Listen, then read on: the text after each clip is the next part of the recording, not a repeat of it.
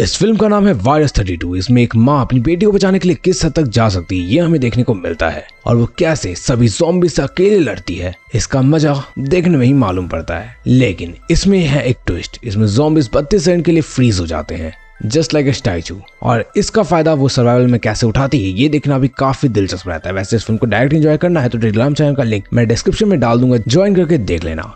Movie शुरू होती है और हमें एक चिड़िया दिखती है। ये उरुग्वे सिटी है जहाँ एक लेडी अपने पेट बर्ड के लिए खाना लेने किचन में जाती है। वो लौट रही होती है कि तभी उसकी नजर पिंजरे पे पड़ती है और वहाँ चिड़िया नहीं होती। वो देखती है कि उसका हस्बैंड टीवी के आगे बैठा हुआ है, लेकिन वो फ्रीज हो चुका है और उसने अपने हाथों में उस चिड़िया को दबोच रखा है। उसके नाक से साथ में खून भी बह रहा है। ये सारे सिम्टम्स देखकर हम समझ जाते हैं कि यहाँ कुछ तो गड़बड़ है। पास के अपार्टमेंट में आइरिस नाम की लेडी अपने रूममेट से बात कर रही होती। दोनों लगते सिंगल वर्किंग वुमेन जैसे हैं, बट आइरिस की शादी हो चुकी होती और वो डाइवोर्सी है, जिसके कारण वो अपने फैमिली फोटो को छिपा कर रखती है और उसकी बेटी का नाम टीना है। आइरिस जॉब के लिए रेडी हो ही रही होती है कि तभी डोरबेल बजती है और उसकी रूममेट बताते हैं कि आइरिस की बेटी आई है। दरअसल डाइवोर्स होने के बाद वो और उसके हस्बैंड के बीच ये एग्रीमेंट हुआ था कि टीना हर वीक दोनों के घर को स्विच करते रहेगी, और आज आइरिस को लगा था कि टीना को उसके हस्बैंड के घर होना था, लेकिन टीना आज यहाँ कैसे आ गई। ये सोचते हुए ही आइरिस गेट खोलती है, लेकिन वो देखती है कि उसका हस्बैंड भी आया हुआ है, तो वो उससे बात करती है। उसका हस्बैंड उसको डांटता है कि तुम इतनी केयरलेस कैसे हो सकती हो, तुम कैसे बोल गई कि आज टीना को संभालने की जिम्मेदारी तुम्हारी है। बस ये बोलकर टीना को आइरिस के यहाँ छोड़कर वो चला जाता है। अब रेडी होकर आइरिस टीना को अपने साथ स्पोर्ट्स क्लब ले जाती है जहाँ वो सिक्योरिटी गार्ड की जॉब कर रही थी। ये दोनों पैदल जा रहे होते तभी दे नोटिस्ड कि सभी लोग इधर उधर भाग रहे हैं बिल्कुल पागल की तरह, और सभी पुलिस वैन में भी सायरन बज रहा था। वहीं स्पोर्ट्स क्लब भी पूरा शांत पड़ा हुआ था। अब आइरिस अपनी बेटी को स्पोर्ट्स क्लब दिखाती है और उसे बास्केटबॉल कोर्ट में छोड़कर अपने वर्क स्टेशन में चली जाती है ताकि टीना टाइम पास कर सके और ये अपना काम, और साथ में आइरिस उसे वॉकी टॉकी देती है ताकि दोनों कम्युनिकेट करते रहें। आइरिस के जाते ही टीना बास्केटबॉल से खेलने लगती है, लेकिन हम नोटिस करते हैं कि खिड़की पर कोई हाथ दिए खड़ा है, जैसे वो टीना पर नजर रखे हुए है, लेकिन टीना उसे नहीं देती। अब कुछ देर में ही लाइट चली जाती है जिससे टीना चिल्लाने लगती है और आइरिस उसे काम करती है। वहीं टीना अपने छोटे भाई के बारे में बात करने लगती है, जिससे आइरिस बहुत दुखी हो जाती है क्योंकि उसने अपने छोटे बेटे को खो दिया था। अब आइरिस बाहर झांकती है और उसे दो आदमी एक आदमी को पीटते हुए दिखते हैं। इन्हें देख लग रहा था कि ये लोग पागल हो चुके हैं। वो ऐसे में पुलिस को कॉल करती है और बगल के सिक्योरिटी गार्ड से बात करती है। अब आइरिस चिंता में जल्दी से हर कैमरा चेक करती है, पर टीना कहीं भी दिखाई नहीं दे रही थी, इसलिए वो बास्केटबॉल कोर्ट में जाकर खुद से चेक करती है, लेकिन उस पर तब एक आदमी अटैक करने लगता है जो ज़ॉम्बी जैसा दिख रहा था। आइरिस उसे मारती है और एक जगह लॉक कर देती है। अब वो फिर क्लब के दरवाजे से बाहर देखती है तो उसे मालूम पड़ता है कि बाहर मर्डर वर्डर सब कुछ हो गया है, लेकिन एक बंदा एकदम फ्रीज होकर खड़ा है। वहीं आइरिस को अब चीखने की आवाज सुनाई दे रही थी, जिससे वो पैनिक हो जाती है और एक बार फिर सिक्योरिटी कैमरास चेक करती है और लकीली टीना एक रूम में होती है। आइरिस इस मोमेंट पर काफी डर गई थी क्योंकि कुछ वक्त पहले ही उसने अपने बेटे को खोया था और अब वो अपनी बेटी को नहीं खोना चाहती थी। अब आइरिस उसे लैंडलाइन से कॉल करके पूछती है कि टीना रूम में कैसे आई, तो टीना बताती है कि कोई क्लब के अंदर घुस गया था, जिससे डर कर टीना छिप गई थी। अब आइरिस कैमरा में देखती है कोई आदमी वेपन और एक बच्ची के साथ क्लब में है। वहीं आइरिस जिस कैमरा रूम में थी उसके बाहर भी कोई आ चुका था, जिसकी वजह से वो डेस्क के नीचे छिप जाती है। दूसरी तरफ टीना के रूम में कोई व्यक्ति एंटर करने की कोशिश करता है और दरवाजा पीटने लगता है, जिससे डर कर टीना भी छिप जाती है, लेकिन पीछे से कोई टीना को पकड़ लेता है। अब हमें वही आदमी दिखता है जिसने पहले आइरिस पर अटैक किया। ये दरअसल ज़ॉम्बी है जो शिकार ढूंढ रहा है।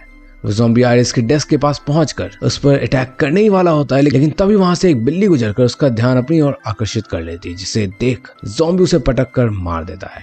अब मौका देख टीना वहां से निकलने लगती है, लेकिन वो नोटिस करती है कि ज़ॉम्बी एकदम फ्रीज हो चुका है। अब आइरिस दूसरे कमरे में जाती है और टीना अभी भी छिपी हुई थी।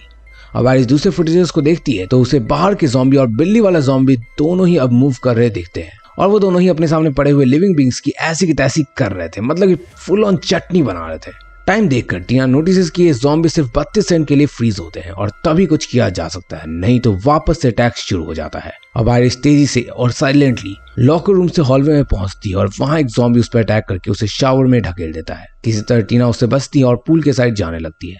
तभी एक दाढ़ी वाला बंदा जिसका नाम बियर्डी होता है वो उसे पूल के अंदर डुबा देता है और उसके पीछे ज़ॉम्बी भी कूद जाता है, लेकिन ना तैर पाने के कारण वो पूल में डूबकर मर जाता है। इसके बाद बियर्डी और आइरिस दोनों बाहर आते हैं और बियर्डी एक्सप्लेन्स कि ये इन्फेक्टेड है, इनके राइट हैंड में लाल रंग का निशान होता है। अब ये आइरिस का भी हाथ चेक करता है टू मेक श्योर कि ये इन्फेक्टेड है भी या नहीं। अब बियर्डी बताता है कि बाहर एक एम्बुलेंस आई थी जिसका एक्सीडेंट हुआ था, उसमें वो और उसकी वाइफ थी, उसकी डिलीवरी होने वाली, जिसमें इसे आइरिस की हेल्प चाहिए। वो बताता है कि उसे मेथड पता है और बस आइरिस को उसकी मदद करनी होगी। जिससे आयरिस भी मान जाती है। अब बियर्डी उसे एक रूम में ले जाता है और दरवाजा बंद कर देता है। आयरिस देखकर शॉक हो जाती है क्योंकि उसकी वाइफ इन्फेक्टेड थी। अब उसे देख आयरिस बचने की कोशिश करती है, लेकिन ऐसे में बियर्डी उसकी बेटी को नुकसान पहुंचाने की धमकी देता है। दरअसल उसने ही टीना को गायब किया था ताकि वो आयरिस को ब्लैकमेल कर सके। इस पर आयरिस स्क्रू ड्राइवर से डराने लगती है, बट बियर्डी उसे ओवरपावर कर देता है और उसे तभी छोड़ता है जब वो हेल्प करने के लिए एग्री कर जाती है। खैर, अब जब वो दोनों ही बियर्डी की वाइफ को ऊपर लेकर जा रहे होते हैं, तब बियर्डी बताता है कि एक रात अचानक से उसे पता लगता है कि उसकी वाइफ किसी अननोन वायरस से इन्फेक्टेड हो गई है। उसने देखा कि उसकी वाइफ खुद अपने पेट को चीर कर बच्चे को मारने वाली थी, लेकिन लकली राइट टाइम पर बियर्डी ने उसे रोक दिया और तब से ये उसे बांध कर रखता है। और सिर्फ कल ही बोट पर काम करते हुए बियर्डी को पता चला कि ज़ॉम्बी स्विम नहीं कर सकते हैं, और तब ये ऑफर करता है कि अगर आयरिस ने उसकी हेल्प कर दी तो वो उसे अपने साथ ले जाएगा। रास्ते में जाते हुए वो अपने एक्स हस्बैंड को देखती है जिस पर ज़ॉम्बी ने अटैक कर दिया था, और अब वो अपनी उल्टी गिनती गिनना शुरू कर चुका था। ये कुछ फाइनल गुड बाय वाली बातें करते हैं और बस तभी बियर्डी की वाइफ का लेबर पेन बढ़ जाता है। अब बिल्डिंग के अंदर ज़ॉम्बी मौजूद थे तो बियर्डी और आयरिस की तरफ भागने लगते हैं और ज़ॉम्बी रूम में आने की कोशिश भी करते हैं। अब आयरिस अपने एक्स हस्बैंड के बैग से स्मोक बॉम्ब से ज़ॉम्बीज़ का ध्यान डिस्ट्रैक्ट करती है। इस बीच ज़ॉम्बी आयरिस को पकड़ लेते हैं, जिसे मारकर आयरिस किसी तरह खुद को बचा लेती है। अब वो यहाँ भागने लगती है, लेकिन तभी एक फीमेल ज़ॉम्बी बियर्डी की वाइफ के पास आ जाती है। देखकर ऐसा लगता है जैसे ये ज़ॉम्बी अभी बियर्डी की वाइफ के पेट पर हमला करेगी, लेकिन तभी उसका ध्यान भटकाने के लिए आयरिस शोर मचाती है, जिससे ये ज़ॉम्बी आयरिस की तरफ आने लगती है और तभी पीछे से बियर्डी उस ज़ॉम्बी का सर फोड़ करके उसे मार देता है। अब दोनों ही बियर्डी की वाइफ को एक कमरे में पड़े स्ट्रेचर पर बांध देते हैं ताकि बच्चा डिलीवर कर सके।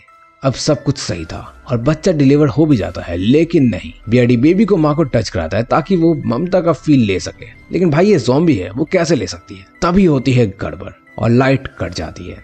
जब आयरिस टॉर्च जलाती है तो देखती है कि ज़ॉम्बी मदर और बेबी दोनों ही गायब है। अब ये इधर उधर चेक करती है और तभी बियर्डी की वाइफ कोने में बैठी हुई बेबी का सर जोर से दबाए हुई दिखती है और वो फ्रीज हो गई थी। तभी आयरिस बियर्डी को कुछ करने को बोलती है, वरना बेबी मारा जाएगा उसकी माँ के हाथों ही। बस बियर्डी माँ पर गोली चला देता है और बेबी को बचा लेता है।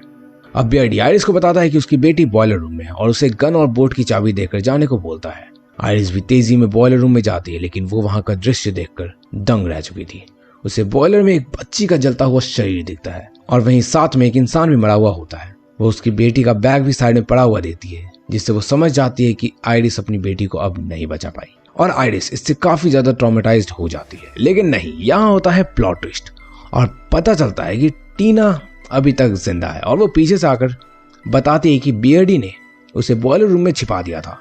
लेकिन तभी यहाँ एक बाप बेटी आए जिसे आयरिस ने सीसीटीवी में देखा था। इन दोनों बाप बेटी को दर्जनों ज़ॉम्बीज ने मार दिया और दूसरी छोटी बच्ची को बॉयलर में जला दिया। अब आयरिस टीना को हक करती है और दोनों साथ में एस्केप करने लगते हैं, लेकिन रास्ते में कई सारे ज़ॉम्बीज थे जिससे ये थोड़ा होल्ड करते हैं और तभी 32 सेकंड का टाइम फ्रेम आता है जहां सभी फ्रीज हो चुके थे ज़ॉम्बीज। और बस टीना आयरिस को लेकर ज़ॉम्बी से बचते हुए निकलने लगती है और आखिरी के कुछ सेकंड में टाइम अप हो जाता है और ज़ॉम्बी अटैक करने इनके पीछे लग जाते हैं। इनके पीछे ढेरों ज़ॉम्बीज होते हैं, मतलब कि हजारों ज़ॉम्बीज, और बस ये दोनों ज़ॉम्बी से लड़ते हुए भागते हुए बास्केटबॉल को पार करके कार तक किसी तरह पहुंच जाते हैं। आयरिस कार को व्हाइट कपड़ा से कवर कर देती है और कार को चालू करती है, लेकिन ये क्या, ज़ॉम्बीज कार को रोक देते हैं और उन्हें मारने वाले होते हैं। पर हमें पता लगता है कि कार में तो कोई है ही नहीं और ये था एक ट्रैप। दोनों मम्मी बेटे स्मार्ट थे और गटर के रास्ते ये दोनों छिप कर निकल गए। गटर में बियर्डी भी होता है और उसने अपने बेटे को पकड़ा हुआ था। वो जानता है कि यहाँ से अब वो नहीं निकल पाएगा क्योंकि उसके हाथ में बेबी भी है और अब उसमें वो स्ट्रेंथ नहीं बची। अब वो अपने बोट का नाम बताता है और आयरिस को भी जाने को कहता है, लेकिन तभी पीछे से वो बिल्ली वाला ज़ॉम्बी आ जाता है जो और भी ज्यादा स्ट्रांग हो गया था। अब नेल गन में सिर्फ एक ही नेल थी, इसलिए आयरिस टीना को भागने को कहती है, पर टीना उस 32 सेकंड का वेट करती है जब ज़ॉम्बी फ्रीज होगा और टीना उसके सर पर नेल शूट कर पाएगी। और बस वो वक्त आ जाता है और टीना उसके सर पर नेल शूट कर देती है, जिससे ज़ॉम्बी मार जाता है। वहीं अब हमें आयरिस दिखती है जो कि ज़ॉम्बी से लड़ने पर भी किसी तरह बेयरली सर्वाइव कर पाई थी। अब आयरिस और टीना बियर्डी के बेबी को लेकर बोट पर जाते हैं और फाइनली ये डरावनी रात खत्म हो जाती है। वहीं हमें एंड क्रेडिट में दिखता है कि जो ज़ॉम्बी पूल में गिरा था वो अभी भी हिल रहा है, मतलब कि वो मरा नहीं था। यानी कि ज़ॉम्बी को मारना इतना भी आसान नहीं है जितना हम सोच रहे हैं। और बस ये फिल्म खत्म हो जाती है। हो सकता है कि इसका सेकंड पार्ट भी जल्द ही रिलीज हो। बाकी अगर तुम्हें कोई और फिल्म देखनी है तो लेफ्ट साइड पर क्लिक करके उसे देख सकते हो। Bye bye.